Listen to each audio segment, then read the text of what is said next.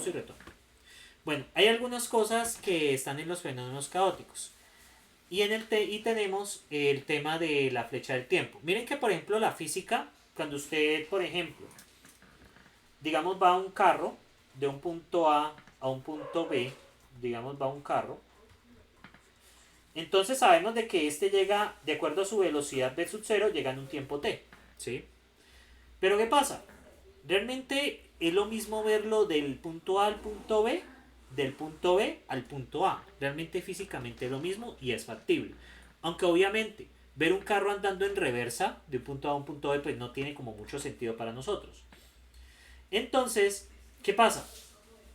Resulta que en los fenómenos deterministas, ir adelante o hacia atrás es exactamente lo mismo. Pero en el caso del caos no es así. Eso introduce una asimetría. Básicamente porque se pierde información. ¿Y por qué se pierde información? Les explico.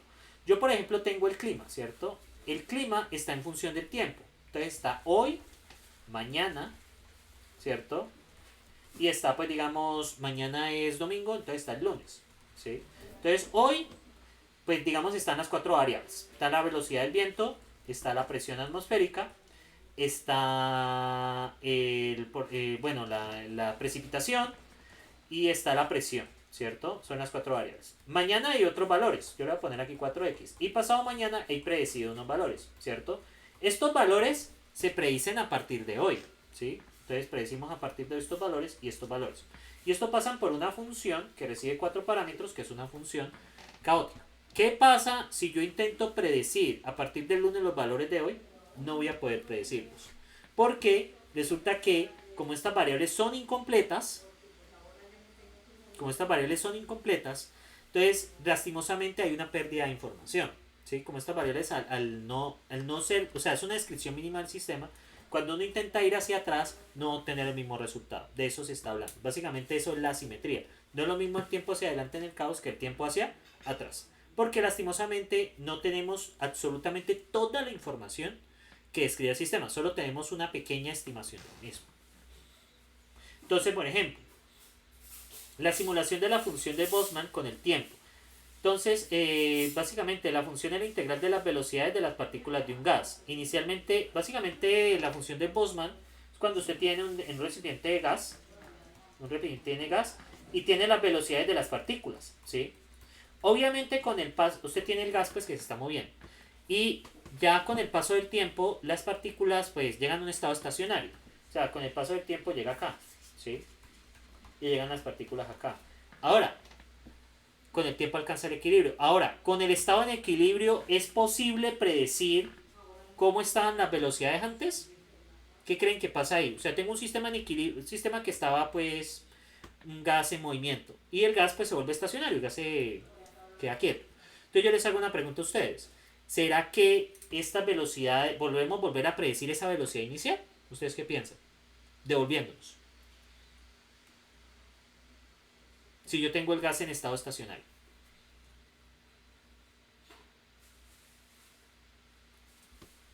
Bueno, madre, creo que ya los perdí. Bueno, muchachos, espero que el almuerzo esté lo suficientemente bueno o ese ya subo ya esté fideado. Dígame. No, pero no entendí bien la pregunta. Sí, Inicialmente perdón. el gas está en movimiento, las partículas de gas están en movimiento. ¿Qué nos dice la función de Boltzmann? Que es una función de estudio de gases. Básicamente que eventualmente pasado un tiempo t, el gas va a estar en estado estacionario, es decir, las partículas van a estar quietas. Y eso, bueno, eso lo podemos predecir con una función que tiene una integral. Ahora, ¿qué pasa si yo intentase predecir hacia atrás el tiempo? Tengo mi gas en estado estacionario y quiero saber qué velocidad inicial tenía. ¿Es posible eso? Yo creo que no. No, porque se ha perdido la información de cómo era la velocidad y las interacciones entre las partículas, lastimosamente. Entonces, inicialmente el gas con el tiempo alcanza el equilibrio. Bien, entonces, se observa que la inversión no recupera la H original. Y la simetría es peor cuanto más tiempo se deje pasar. Por ello, son fenómenos que son irreversibles debido a la sensibilidad de las condiciones iniciales. O sea, va a llegar siempre estacionario, ¿sí? O sea, él está condenado a llegar estacionario. Pero este comportamiento depende muchísimo de cómo son las condiciones iniciales. Y hay un horizonte de predicción. Y el horizonte de predicción dice, ¿cómo puedo predecir yo considerando el tiempo? Si puedo predecirlo únicamente considerando la flecha del tiempo que nosotros tenemos. La flecha del tiempo pues hacia el futuro. Entonces, bien. Esto no es bueno. Entonces básicamente, esto básicamente, ¿de dónde nace el caos? Básicamente tenemos, si se pudiera conocer por completo su estado actual y las leyes que lo gobiernan serían predecibles en su pasado o su futuro. Entonces venimos desde el siglo XVIII. Del siglo XIX tenemos el problema de los tres cuerpos no es resoluble. El sistema solar es caótico. ¿Cuál es el problema de los tres cuerpos? Yo tengo el Sol y tengo la Tierra. La Tierra gira alrededor del Sol. ¿Por qué? Básicamente la Tierra está siendo atraída hacia quién? Hacia el Sol. Entonces, básicamente, sí, dime. No, hacia el sol, sí, sí. Listo. Está completo. Básicamente, esto lo podemos ver así. Básicamente el Sol, en el plano, este es el plano espacio-tiempo, y tenemos que la Tierra es algo así.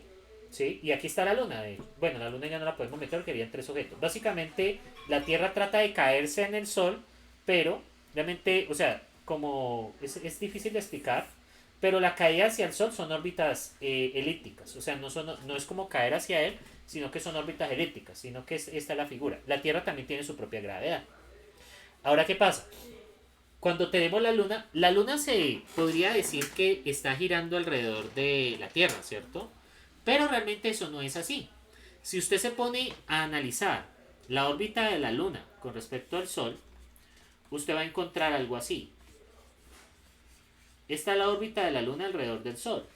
¿Por qué piensan de que la órbita de la Luna es así y no debería ser elíptica como en este caso? Porque, ¿qué pasa aquí con esta órbita? ¿Por qué es así?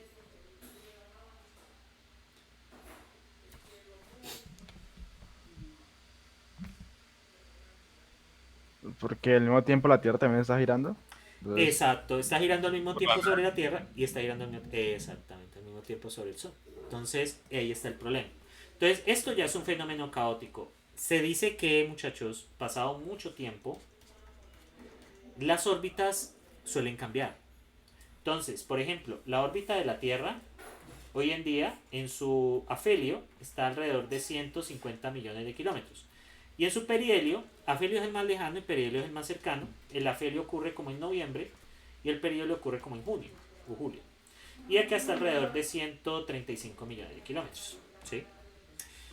Eso es ahora. Pero resulta que la Tierra pudo haber estado hace mucho tiempo en una órbita diferente. Por ejemplo, puede haber estado en una órbita totalmente circular, donde digamos estuviera a 140 millones de kilómetros. Puede haber estado tiempo anterior, puede haber estado en una órbita a 120 millones de kilómetros y acá a 160 millones de kilómetros, una órbita mucho más alargada. Entonces, las órbitas son muy cambiantes. ¿Sí? Las órbitas son muy cambiantes. Obviamente eso no va a suceder en nuestras vidas. Yo estoy hablando de cientos de millones de años. Es decir, probablemente la órbita de la Tierra que tenía en la época de los dinosaurios hubiera podido ser diferente a la órbita de la Tierra acá. También pasa, ustedes sabían que la Tierra tiene un eje de rotación así, pero también tiene una rotación así. Esta rotación así produce los veranos y los inviernos en el norte y en el sur del planeta, ¿sí? Esto es lo que produce las estaciones, esta orbitación así.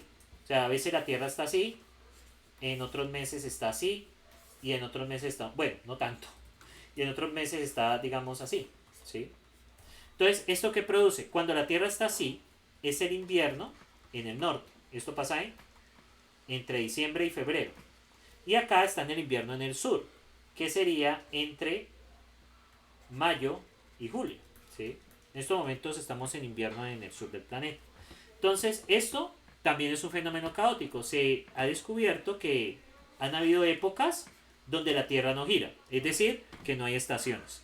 Se ha descubierto épocas donde es mucho más pronunciado, es decir, que son muchos más meses de invierno y muchos más meses de verano. Se han descubierto que alrededor de 4 meses de invierno, ¿sí? Que sería como desde octubre hasta marzo, y de verano se tenían otros más, o sea que la oscilación es más fuerte, ¿sí? Entonces eso depende muchísimo Y eso es un fenómeno, depende muchísimo de la relación entre relación, rotación y todo eso. Y depende muchísimo de las interacciones entre esto. Y esto es un fenómeno caótico, ¿sí? Muy difícil de predecir, ¿sí? Es un fenómeno caótico y es muy difícil de manejar, ¿listo? Me aproveché un poco lo que he aprendido de astronomía. Bueno, listo, por acá. Entonces, la historia del caos. Tenemos del siglo XX, básicamente la simulación del clima. Básicamente, usted así trate de simular el clima varias veces, puede darle resultados diferentes. Y ahí viene la metáfora. Un aleteo de una mariposa en Japón puede provocar un tornado en Florida. Y la película Pide Orden en el Caos, hay otra película que se llama El efecto mariposa. No sé si la han pillado. El efecto mariposa. ¿O no? Sí, El efecto mariposa. Que una acción puede producir una cadena de... Por ejemplo, usted tuvo dos decisiones. Ingeniería de sistemas. Bueno, vamos a poner carrera X porque no quiero ofender a nadie. Entonces la carrera X es esto. Y en ingeniería de sistemas usted alcanzó un salario de $3,000. Luego lo subió a $5,000. Y murió feliz. ¿Sí? Con plata. ¿Sí? Básicamente que sus nietos empezaron a matar por la plata. Y escogió la carrera X. Y usted llegó y le entró una depresión y se suicidó. Entonces miren que son resultados muy diferentes a partir de una decisión que usted tomó. Y ese es básicamente lo que hablamos de efecto mariposa.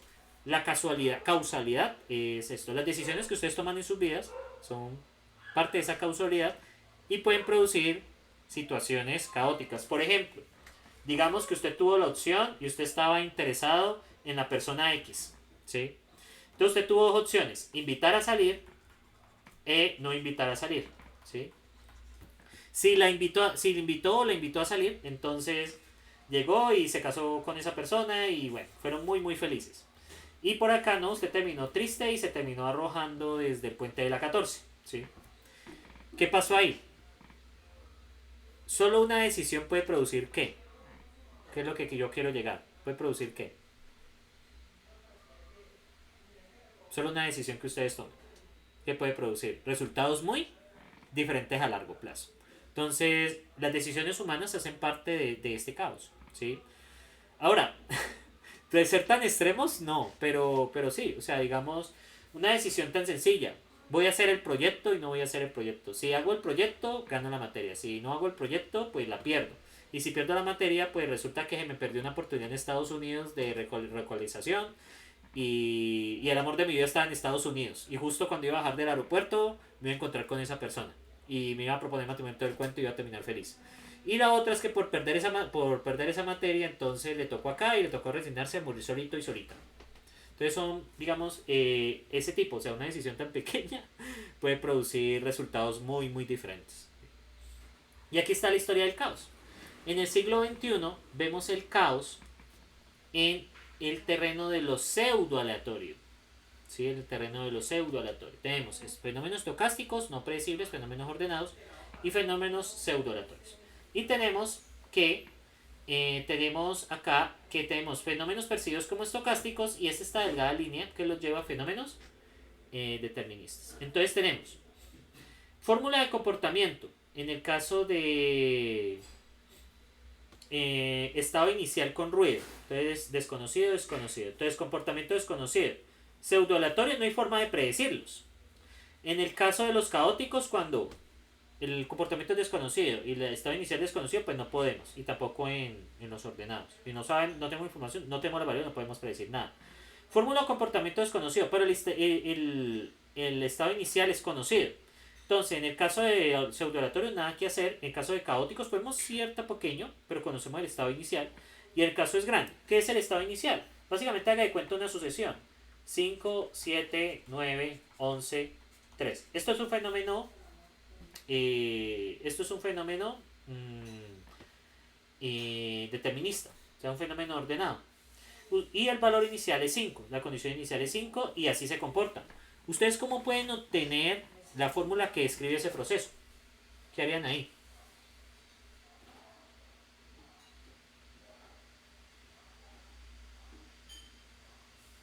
Pues básicamente usted se da cuenta que hay una diferencia de 2. Y usted sabe que es el valor anterior más 2. Y eso es un fenómeno ordenado. ¿Qué pasa, por ejemplo, en esto? 5, 25, 125. Bueno, ese sigue siendo ordenado. Entonces, por ejemplo, tengo 5, 11, 17, 23, 45. Este fenómeno se puede, digamos que es un fenómeno caótico, pero el fenómeno pues tiene una pequeña forma de poder ser predecido. Yo lo puedo estimar, ¿sí? Conocido el estado inicial desconocido, caótico pequeño y grande. Yo conozco la fórmula, pero no conozco el valor inicial, puedo predecirlo.